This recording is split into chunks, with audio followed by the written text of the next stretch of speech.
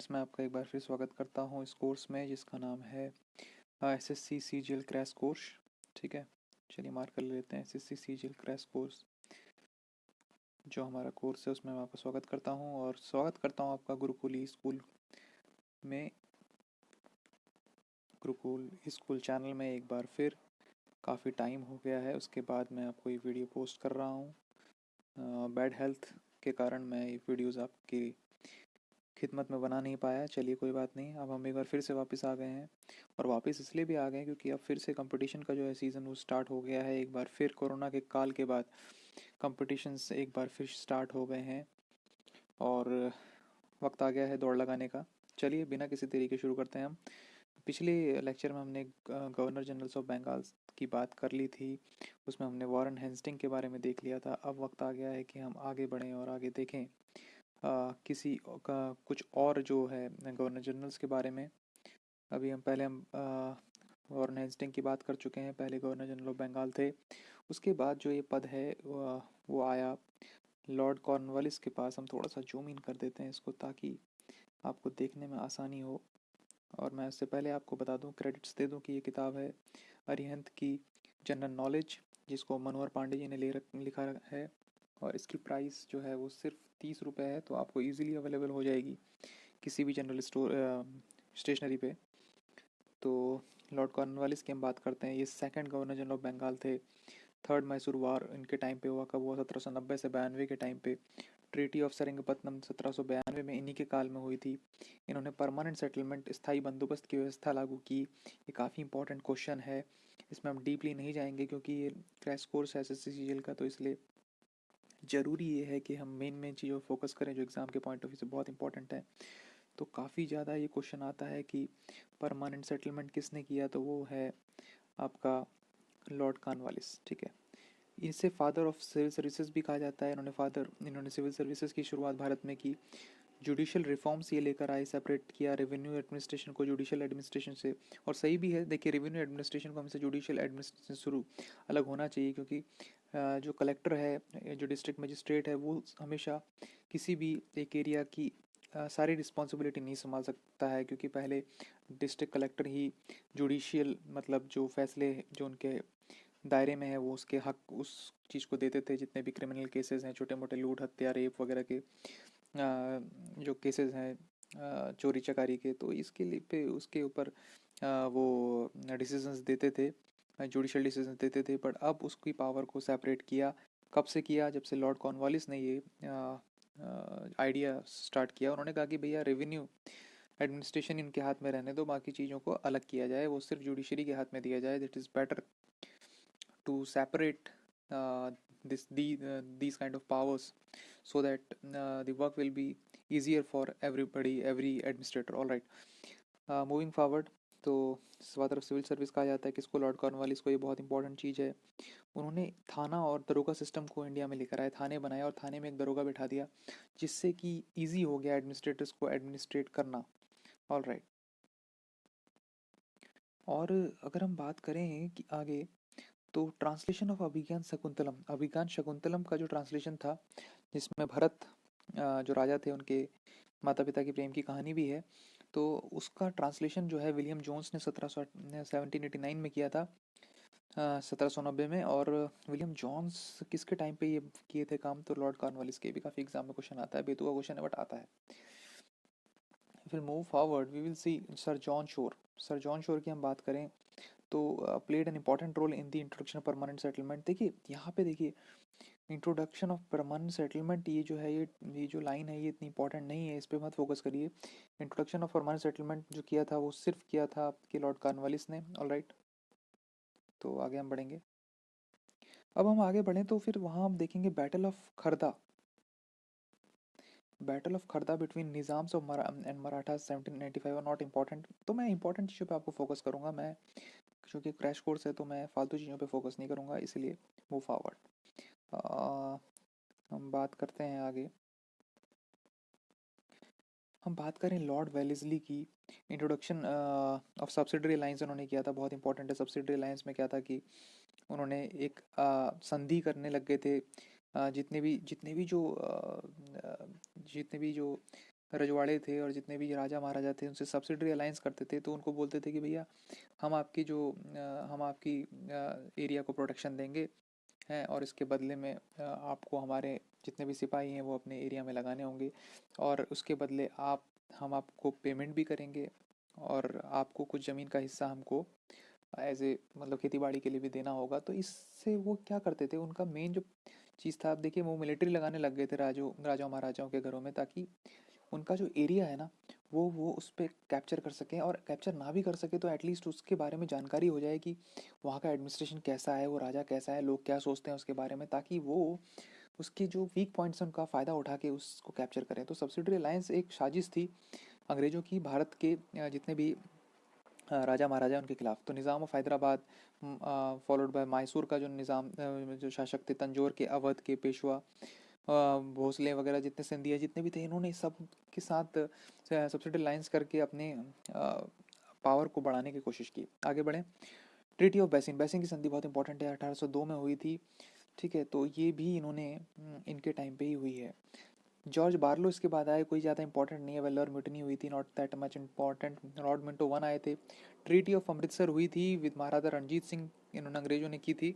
ठीक है, 1809 में। ये क्वेश्चन आया है, मेरे को ध्यान है, मैंने ये एग्ज़ाम दिया था लोअर पीसीएस का, तो उस एग्ज़ाम में मैंने ये क्वेश्चन पढ़ा था। ट्रीटी ऑफ अमृतसर 1809 में हुई थी लॉर्ड मिंटो फर्स्ट के वाइस गवर्नर जनरलशिप में। All right. Charter act of 1813 भी इन्हीं के टाइम पास हुआ था, that is not that much important. Lord Hastings की बात करें, एंग्लो नेपाल वॉर हुआ था, इतना इंपॉर्टेंट नहीं है। लॉर्ड थर्ड मराठा वॉर हुआ था 1718, 1817 और 18 में। डिसोल्यूशन ऑफ मराठा कॉन्फेडरेसी का डिसोल्यूशन भी हुआ था, and creation of Bombay presidency को भी बनाया गया था। Pindari war and establishment of ryotwari system, तो लॉर्ड हेस्टिंग्स जो है वो रैयतवाड़ी सिस्टम के लिए जाने जाते हैं, उनको इस्टेब्लिश करने के लिए जाते हैं। ठीक है, अब हम आगे बढ़ते हैं। आगे बढ़ेंगे तो हम बात करेंगे लॉर्ड आर्महर्स्ट की। ऑलराइट, लॉर्ड आर्महर्स्ट की बात करें, पहला बर्मीज़ वॉर हुआ था इनके टाइम पे। ट्रीटी ऑफ यांताबू भी हुई थी, ये भी काफ़ी इंपॉर्टेंट है, लॉर्ड आर्महर्स्ट ने की थी। ठीक है, और अब आगे बढ़ते हैं। देखिए अब क्या हुआ ना, अब इम्पॉर्टेंट चीज़ और आगे क्या हुई, इम्पॉर्टेंट चीज़ ये हुई कि गवर्नर जनरलशिप्स जो है बंगाल की वो ख़त्म कर दी गई, और गवर्नर जनरल्स अब इंडिया के बनाए गए। क्योंकि अब क्या है कि बंगाल के गवर्नर जनरल्स ने क्या किया, धीरे धीरे अपना जो पंजा है वो बढ़ाना स्टार्ट कर दिया पूरे इंडिया पे। ऑल राइट, और पंजा बढ़ाने लग गए तो इट मीन्स कि उनका जो एरिया है वो इट गेट इंक्रीज्ड, वो इंक्रीज़ हुआ, और उसकी वजह से क्या हुआ, अब उनका पूरे देश में शासन होने लगा। तो अब गवर्नर जनरल ऑफ इंडिया बनाया जाने लगा। ठीक है, तो सबसे पहले जो गवर्नर जनरल ऑफ इंडिया है वो लॉर्ड विलियम बेंटिंग थे, ये याद रखना है, काफ़ी एग्जाम में पूछा जाता है। चार्टर एक्ट 1833 इन्हीं के टाइम पे आया, was passed and he was made the first governor India. ठीक है, before him the designation was, ठीक है ये तो पता है, carried out the social reforms like provisionals. अच्छा, लॉर्ड विलियम बेंटिंग ने ना, इनके टाइम पे राजा राम मोहन रॉय थे भारत में, जिनको कहते हैं फादर ऑफ इंडियन रेनेसा, भारतीय पुनर्जागरण के जो कहते हैं जो मेन जो ह्यूमन थे, जिन्होंने इंडिया में जो है रेनेसा लेकर आए, पुनर्जागरण के जो नायक हैं वो थे आपके राजा राम मोहन राय। उन्होंने ये इनके इनके टाइम पर थे, और इन्होंने राजा राम मोहन रॉय ने देखा कि भाई भारत में तो बहुत सारी ऐसी प्रथाएं हैं जो कि बंद होनी चाहिए, ऑब्वियस सी बात है। ठीक है, तो उन्होंने ऐसा किया कि ये सारी जितनी कुप्रथाएं हैं उनकी शिकायतें उन्होंने किसको की, वो की हम उन्होंने लॉर्ड विलियम बेंटिंग को, क्योंकि उस समय गवर्नर जनरल ऑफ इंडिया थे। उसमें उनको बार बार पत्र लिखते थे कि भैया हमारे यहाँ सती प्रथा है, ठीक है, बाल मैरिज वाली जो है, चाइल्ड मैरिज वाली, बाल विवाह वाली व्यवस्था है, तो इन सब चीज़ों को बंद होना चाहिए। उन्होंने क्लियर रिकमेंडेशंस भेजे लॉर्ड विलियम बेंटिंग को, और बेंटिंग को इसके बारे में पता चला कि अरे बच्चे अच्छा, इस देश में ये सब भी होता है। तो उन्होंने बोला भैया नहीं नहीं, तुरंत बंद करना चाहिए सब। ठीक है, carried of social reforms like prohibition, sati प्रथा तो उन्होंने बंद करवा दी। ठीक है, and elimination of thugs, thugs का भी एलिमिनेशन किया, ठग बहुत होते थे मार्केट्स वगैरह में, तो उनको भी एलिमिनेट करा। और मैकाले की रिकमेंडेशन पे इन्होंने क्या किया, इंग्लिश को मीडियम और हायर एजुकेशन का एक जरिया बनाया, मीडियम बनाया। ठीक है, और सप्रेस्ड फीमेल इन्फेंटिसाइड, जो पहले जो भ्रूण हत्याएं होती थी, जो छोटे छोटे बच्चों को मार दिया था, तो उनको उसको बंद कराया। चाइल्ड सेक्रीफाइस, जो बच्चों की बलि दी जाती थी, उसको भी बंद कराया। तो बहुत अच्छे अच्छे काम लॉर्ड विलियम बेंटिंग ने किए। So we are very much, क्या बोलते हैं, उनके प्रति हमको काफ़ी ज़्यादा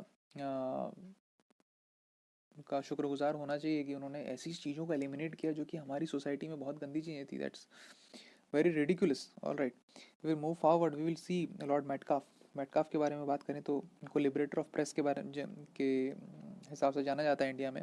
liberator of press Lord Metcalfe थे। तो ये बहुत एग्जाम में आता है क्वेश्चन, तो इसको याद करिए। लॉर्ड ऑकलैंड की बात करें, फर्स्ट अफगान वॉर इनके टाइम पे हुआ था। लॉर्ड एलनबर्ग इसके बाद आए, brought end to Afghan war with Gwalior. War with Gwalior इनके टाइम पे हुआ। Annexation of Sindh by Charles Napier, ये इतना इंपॉर्टेंट नहीं है। लॉर्ड हार्डिंग आए इसके बाद। और फर्स्ट एंग्लो सिख वॉर हुआ इनके टाइम पे। ट्रीटी ऑफ लाहौर हुई, ये भी इंपॉर्टेंट नहीं है। Gave preference to English education persons for employment. ठीक है, इन्होंने इंग्लिश एजुकेटेड पर्सनस को एम्प्लॉयमेंट में प्रेफरेंस देना का काम किया, मतलब जिसको इंग्लिश आती है it will be preferred for the recruitment. All right, Lord Dalhousie की बात करें भैया, ये तो बहुत इंपॉर्टेंट आदमी है। इन्होंने बहुत अच्छे अच्छे काम भी किए, पर बहुत बुरे काम भी किए। ठीक है, डॉक्ट्रिन ऑफ लैब्स लेकर आए ये। ठीक है, तो इन्होंने क्या किया भैया, ऐसा किया इन्होंने कि इन्होंने विद्रोह कराने, देखो 1848 से 1857, ये क्या कर लेकर आए, अंग्रेजों के खिलाफ देश में एक तरह का उपद्रव इन्होंने क्रिएट करवाया। इन्होंने 1857 की क्रांति पैदा की। इन्होंने वो चीज़ें, वो सारी चीज़ें, वो सारे कारण पैदा किए जिससे 1857 की क्रांति हो। तो लॉर्ड डलहौजी ने क्या किया, introduction of doctrine of labs किया। ठीक है, इन्होंने हड़प की नीति अपनाई। इन्होंने कहा कि भैया ऐसा है, जिस राजा का अगर पुत्र नहीं होगा तो वो जो ज़मीन है it will be automatically transfer to the English administration, वो इंग्लिश एडमिनिस्ट्रेशन में आएगी। ठीक है, हाँ, दत्तक पुत्र भी नहीं ले सकता वो, ये भी उन्होंने शर्त रखी कि कोई पुत्र गोद भी नहीं ले सकता। तो it was a very ridiculous and very ironical the law which is created by the Lord Dalhousie. All right, we will move forward. तो हम बात करें कि इन्होंने कौन कौन इनके शिकंजे में फंसे। वो 17 के जितने भी महाराज थे, जयपुर के, संबलपुर के, उदयपुर की, झांसी की बात कर, रानी लक्ष्मीबाई जो हैं उनको भी, वो भी बेचारी इसी चक्कर में उनसे लड़ी हैं अंग्रेज़ों से। नागपुर और अवध, यहाँ पे क्या है, अवध में तो खैर अवध का जो एनेक्सेशन था वो माल एडमिनिस्ट्रेशन के कारण लिया गया। अवध के जो महाराज थे, जो जो भी नवाब थे, वो बहुत ही ज़्यादा फालतू के काम करते थे, नाच गाना देखना। ठीक है, उनका एडमिनिस्ट्रेशन में कुछ खास इंटरेस्ट नहीं था, और सही भी था। तो इसीलिए अंग्रेजों ने बोला भैया इनके किसी काम के नहीं है, तो हम ही अवध को ले लेते हैं। तो लखनऊ वगैरह में शिकंजा इन्होंने कस दिया था। But other things, other areas will are were captured due to the doctrine of lapse. All right, laid down the first railway line between Bombay and Thane, अच्छा काम किया। बॉम्बे और से थाने के बीच में पहला रेलवे ट्रैक बनवाया। Telegraph line between Calcutta and Agra करी, ये भी इंपॉर्टेंट है कि एग्जाम में आता है। पोस्टल रिफॉर्म्स किए उन्होंने। First issue of Indian stamp Karachi में किया 1854 में। With the post office act भी इनके टाइम पे आया। विडो रीमैरिज एक्ट लेकर आया यहाँ पे। अच्छा, इनके टाइम पे जो थे एक और रिफॉर्मर थे, वो थे ईश्वर चंद विद्यासागर। इसके बारे में बचपन में आपने पढ़ा होगा इनके बारे में। तो इन्होंने विडो रीमैरिज, भैया जो स्त्रियाँ विधवा हो जाती हैं, if they get they become widow in the the younger age, then they should be married again. All right, दोबारा से वो शादी कर सकती हैं। तो ये होना भी चाहिए, क्योंकि भैया लाइफ उनकी पूरी आगे पड़ी हुई है। So she should be allowed to marry again. All right, moving forward, started PWD इन्होंने शुरू कराया, बहुत अच्छा काम था। पब्लिक वर्क्स डिपार्टमेंट करवाया। सेंट्रल गवर्नमेंट, जिनकी गवर्नमेंट थी, वो जो इनका एडमिनिस्ट्रेशन था वो जो रोड्स वगैरह बनाने का काम करता था। ग्रांड ट्रंक रोड का वर्क पूरा करवाया इन्होंने। हार्बर एट कराची बनवाया, बहुत अच्छा काम था। बॉम्बे एंड कलकत्ता डेवलप कराया। चार्टर एक्ट 1853 इनके टाइम पे आया। Selection to civil services through competitive exam, civil services में से जो सिलेक्शन होने लगा वो सिविल कम्पिटिटिव एग्जाम उसके लिए रख दिया गया, जो आज भी यूपीएससी सिविल सर्विसेज के नाम से जाना जाता है। Started engineering college eight Roorkee, Roorkee में एक इंजीनियरिंग कॉलेज उन्होंने बनवाया। Made Shimla the summer capital, और इन्होंने भाई साहब ने क्या किया, शिमला को समर कैपिटल बना दिया। तो मज़े में थे, आगे बढ़े। इफ विल मूव फॉरवर्ड, इसके बाद जो है इंपॉर्टेंट चीज़ जो है ये कि फिर उसके बाद वाइस रॉयशिप शुरू कर दी गई। ठीक है, देखा गया कि भैया ऐसा है, बात ही हम करें कि अंग्रेजों ने देखा भी ये जितने भी गवर्नर जनरल्स आए ना, इन्होंने एक कारण डेवलप कर दिया जिससे विरोध ज़्यादा होने लगे। सारे के सारे जितने भी राजा महाराजा थे वो सब इकट्ठा होने लगे और एक जगह पे कोलैबोरेट होने लगे और बगावत करने लगे देश के अंग्रेजों के खिलाफ। तो फिर क्वीन का शासन जो कि ब्रिटेन में था, उन्होंने डिसाइड किया कि अब एक वाइसराय होगा। ठीक है, वॉइस रॉय होगा वो संभालेगा गद्दी, और वो सारी और उसको कुछ एक्स्ट्रा पावर्स भी दे दी गई ब्रिटेन से, ताकि वो और अच्छे से इन रिवोल्ट्स को सप्रेस भी कर सके और अपना एक बेहतरीन शासन चला सके। ऑल राइट, तो पहले जो वॉइस रॉय के पद से सुशोभित हैं वो हैं लॉर्ड कैनिंग। ये बहुत एग्जाम में आता है, इसको आप रट लीजिए, कुछ भी करके रट लीजिए, घोल के पी लीजिए। Lord Canning is very important, the last governor general and first voice Roy. याद रखिएगा, लास्ट गवर्नर जनरल भी थे ये, फर्स्ट वॉइस रॉय भी थे। विड्रू डॉक्ट्राइन ऑफ लैप्स, इन्होंने देखिए, अब मैं वही कह रहा था, इन्होंने जड़ें वापस ली, जो जड़ें विद्रोह कारण बनी उसको वापस लिया, इन्होंने हड़प की नीति को बंद कर दिया। रिवोल्ट ऑफ 1857 इन्हीं के टाइम पे हुआ, mutiny took place, Indian panel code आया 1860 में जो कि पास किया गया। ऑल राइट, अब हम आगे बात करें अगर, तो इंडियन पैनल कोड जो है वो जितनी पेनाल्टीज़ होती है ना, इंडियन जो जितने भी चार्जेस होते हैं जो लगाए जाते हैं किसी क्रिमिनल पे, तो वो आईपीसी है, it is Indian panel code, तो 1860 में उन्होंने पास किया। ठीक है, ताकि मतलब कोई भी एक अलग से एक कानून बना दिया कि भाई अगर जो भी पेनल्टी जाएगी it will be given according to this IPC. All right, if will move forward ना, pass the act of 1858 which ended the rule of East India Company. अच्छा, 1858 में एक एक्ट इन्होंने पास करवाया जिससे कि ईस्ट इंडिया कंपनी का तो शासन खत्म हो गया, उस कंपनी का शासन खत्म हो गया, अब जो जो गवर्नमेंट ऑफ ब्रिटेन है उसका शासन शुरू हो गया। The universities of Calcutta, Bombay and Madras were established. ठीक है, मद्रास कलकत्ता और बॉम्बे में जो यूनिवर्सिटी इस्टेब्लिश की गई इनके टाइम पे बहुत अच्छा काम था। लॉर्ड एल्गिन के टाइम पे वहाँ भी मूवमेंट हुआ, ये भी काफ़ी इंपॉर्टेंट है। बात हम करें सर जॉन लॉरेंस की, इस्टेब्लिश दी हाई कोर्ट्स एट कलकत्ता। इन्होंने सर जॉन लॉरेंस ने जो है हाई कोर्ट्स इस्टेब्लिश किए कलकत्ता में, बॉम्बे और मद्रास में 1865 में। ये भी बहुत इंपॉर्टेंट चीज़ें हैं। सबसे पुराना जो है हाई कोर्ट वो है आपका कलकत्ता का, याद रखिएगा, बहुत इंपॉर्टेंट है। Telegraphic communication was open with Europe. ठीक है, created the Indian forest department इन्होंने बनाया। लॉर्ड मायो की बात करें, organise the statistical survey of India, बहुत इंपॉर्टेंट है, कभी कभार पूछा जाता है, और एसएससी सीजीएल वगैरह में तो काफ़ी पूछा जाता है कि स्टैटिस्टिकल सर्वे ऑफ इंडिया किसने इस्टेब्लिश किया, तो लॉर्ड मायो साहब ने किया। And for the first time in Indian history a census was held. अच्छा, पहला सेंसस जो जनगणना हुई थी सबसे पहले 1871 में हुई थी, याद रखिएगा, लॉर्ड मायो साहब के एडमिनिस्ट्रेशन में। Started the process of financial decentralisation India, financial decentralisation किया, विकेंद्रीकरण किया इन्होंने फाइनेंस का। Establish the department of agriculture and commerce इन्होंने एस्टैब्लिश किया। Establish the Rajkot college at Kathiawar and Mayo college at Ajmer, Indian princes के लिए इन्होंने, देखिए अब इन्होंने क्या किया ना, इन्होंने देखा, ब्रिटिशर्स ने देखा कि देखिए अब जो है ऐसे तो विद्रोहों से तो अगर हम कुछ उल्टा सीधा करेंगे, हड़प की नीति लाएंगे, सब्सिडी रिलायंस करेंगे, तो ये राजा महाराजा इतने बेवकूफ़ नहीं है, ये विद्रोह कर सकते हैं। तो इन्होंने उनको पटाना शुरू किया। उन्होंने इसलिए पटाना शुरू किया कि अगर मान लीजिए पट गए तो शायद इनको कोलैबोरेट हम करेंगे, इनके साथ हम शायद प्रीवी पर्स दें, इनको कुछ पैसे दे के पटा पुटू के इनको anyhow will capture their land, उनकी ज़मीन को हम हड़प लेंगे और finally we will create another British country, एक और हम ब्रिटिश कंट्री, ब्रिटिश एरिया हम क्रिएट करेंगे। तो इन्होंने प्रिंसेस के लिए टॉप क्लास के जो इंग्लिश एजुकेशन के बिल्कुल जो रॉयल तरीके से जीने के जो कॉलेज होता है, जैसे वो करण जौहर की पिक्चरों में दिखाते हैं, वैसे ही तगड़े कॉलेजेस बनाए उन्होंने। ठीक है, अजमेर में बनाया एक, और काठियावाड़ में भी बनाया, राजकोट में। तो ये सारे कॉलेजेस उन्होंने बनवाए। तो लॉर्ड मायो ने काफ़ी चालाकी से काम करने की कोशिश तो पूरी की। He was the only viceroy to be murdered in the office, और इसका फल भी उन्होंने भुगता। ज़्यादा चालाकी करते करते इनको मर्डर कर दिया गया, एक पठान ने इनको मार दिया इन द अंडमान्स में। ठीक है, तो ये इंडिया में मरे हुए एक वाइसरॉय हैं। All right, if we move forward, इसके बाद आए हैं Lord Northbrook. Lord Northbrook की बात करें, कुका रिबिलियन इन पंजाब, बहुत इंपॉर्टेंट है, ये इनके टाइम पे हुआ। लॉर्ड लिटन की हम बात करें, known as the viceroy of reverse character, ये उल्टे कैरेक्टर के जो वाइसरॉय थे। रॉयल टाइटल्स एक्ट 1876 लाए and the assumption of title of empress of India by Queen Victoria, the Delhi Durbar in January 1877 हुआ। Vernacular press act, also called the gagging act, इनके time पे आया है, काफ़ी इंपॉर्टेंट है। लॉर्ड लिटन के टाइम पे पूछा जाता है वर्नाकुलर प्रेस एक्ट कब आया, तो लॉर्ड लिटन के टाइम पे आया। ठीक है, gagging act to restrain the circulation of printed matter, तो इन्होंने वर्नाकुलर प्रेस एक्ट लेकर आए ताकि जितने भी उस समय जो बगावती सुर थे ना, जो उस समय अखबारों के थ्रू जो है जनता तक पहुंचाए जा रहे थे क्रांतिकारियों के द्वारा, उसको कंट्रोल करने के लिए वर्नाकुलर प्रेस एक्ट लाए। And the arms act made it mandatory for the Indians to acquire the licence in arms. फिर उन्होंने देखा कि भैया लूटपाट करके भी जो है अंग्रेजों से छीना छानी करके जो है लोग बाग हथियार ले जा रहे हैं, तो उन्होंने एक आर्म्स एक्ट भी लेकर आए कि किसी को हथियार मिलना नहीं चाहिए बिना लाइसेंस का। इट मीन्स का चोरी का होगा तो वो उस पर क्रिमिनल केस होगा। तो बहुत चालाकी से इन्होंने काम किया।